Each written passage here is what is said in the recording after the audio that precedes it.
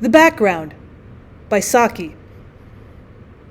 "That woman's art jargon tires me," said Clovis to his journalist friend. "She's so fond of talking of certain pictures as growing on one, as though they're a sort of fungus." "That reminds me," said the journalist, "of the story of Henry Deplis. Have I told it to you?" Clovis shook his head. Henry Deplis was by birth a native of the Grand Duchy of Luxembourg. On maturer reflection, he became a commercial traveler.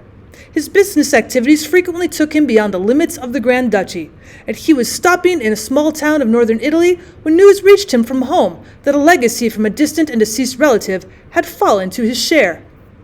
It was not a large legacy, even from the modest standpoint of Henry Deplis, but it impelled him towards some seemingly harmless extravagances. In particular, it led him to patronize local art, as represented by the tattoo needles of Signor Andreas Pincini. Signor Pincini was perhaps the most brilliant master of tattoo craft that Italy had ever known, but his circumstances were decidedly impoverished, and for the sum of 600 francs, he gladly undertook to cover his client's back from the collarbone down to the waistline with a glowing representation of the fall of Icarus. The design, when finally developed, was a slight disappointment to Monsieur Deplis, who had suspected Icarus of being a fortress taken by Wallenstein in the 30 Years' War. But he was more than satisfied with the execution of the work, which was acclaimed by all who had the privilege of seeing it as Pincini's masterpiece. It was his greatest effort, and his last. Without even waiting to be paid, the illustrious craftsman departed this life and was buried under an ornate tombstone, whose winged cherubs would have afforded singularly little scope for the exercise of his favorite art. There remained, however, the widow Pincini, to whom the 600 francs were due. And thereupon arose the great crisis of the life of Henri Deplis, traveler of commerce. The legacy, under which the stress of numerous little calls on its substance had dwindled to very insignificant proportions, and when a pressing wine bill and sundry and other current accounts had been paid, there remained little more than 430 francs to offer to the widow. The lady was properly indignant, not wholly, as she volubly exclaimed, on the account of the suggested writing off of 170 francs. But also at the attempt to depreciate the value of her late husband's acknowledged masterpiece. In a week's time, Deplis was obliged to reduce his offer to 405 francs, which circumstance fanned the widow's indignation into a fury. She cancelled the sale of the work of art, and a few days later Deplis learned with a sense of consternation that she had presented it to the municipality of Bergamo, which had gratefully accepted it. He left the neighborhood as unobtrusively as possible, and was genuinely relieved when his business commands took him to Rome, where he hoped his identity and that of the famous picture might be lost sight of. But he bore on his back the burden of a dead man's genius.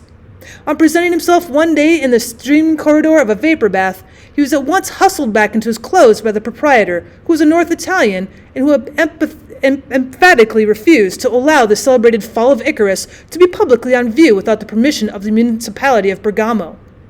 Public interest and official vigilance increased as the matter became more widely known, and Deplis was unable to take a simple dip in the sea or river on the hottest afternoon unless clothed up to the collarbone in a substantial bathing garment.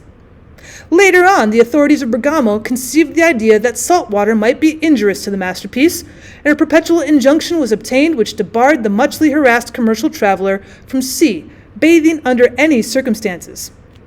Altogether, he was fervently thankful when his firm of employers found him a new range of activities in the neighborhood of Bordeaux. His thankfulness, however, ceased abruptly at the Franco-Italian frontier.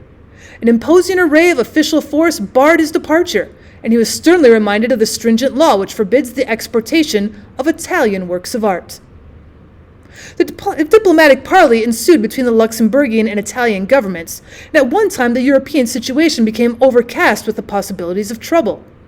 But the Italian government stood firm. It declined to concern itself in the least with the fortunes or even the existence of Henri Deplis, commercial traveler, but it was immovable in its decision that the fall of Icarus by the late Pincini Andreas, at present the property of the municipality of Bergamo, should not leave the country.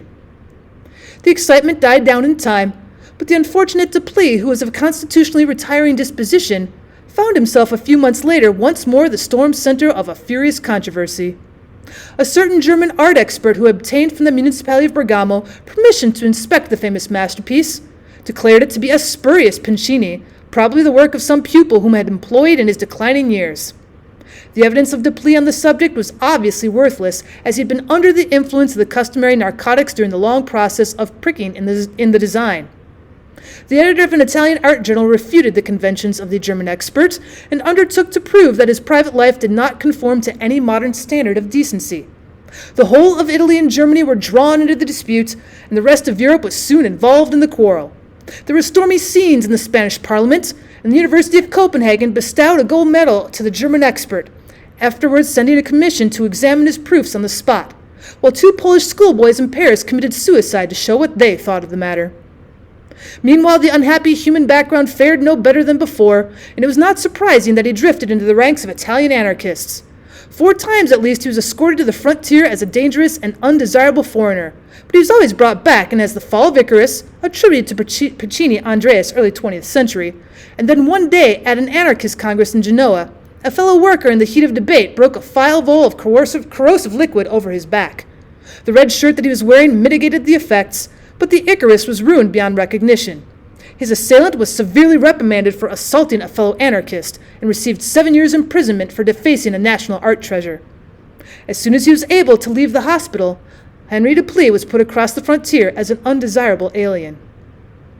In the quieter streets of Paris, especially in the neighborhood of the Ministry of Fine Arts, you may sometimes meet a depressed, anxious-looking man who, if you pass him at the time of day, will answer you with a slight Luxembourgian accent. He nurses the illusion that he's one of the lost arms of the Venus de Milo and hopes that the French government may be persuaded to buy him. On all their subjects, I believe he is tolerably sane.